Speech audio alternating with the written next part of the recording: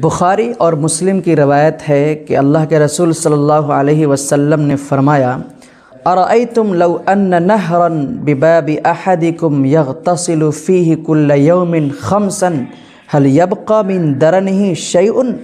قالوا لا يبقى من درنہ شیء قال فذلك مثل الصلاة الخمس يمحو اللہ سبحانہ وتعالی بہن الخطایا۔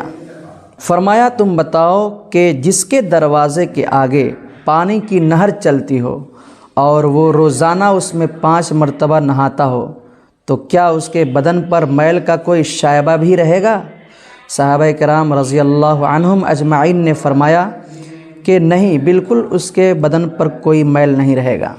آپ صلی اللہ علیہ وسلم نے فرمایا، تم سمجھ لو کہ 5 نمازوں کی مثال یہ ہے کہ اللہ تعالیٰ تمام صغیرہ گناہوں کو ان نمازوں کے سبب سے اس طرح مٹا دیتا ہے جس طرح پانی میل کو اتار دیتا ہے۔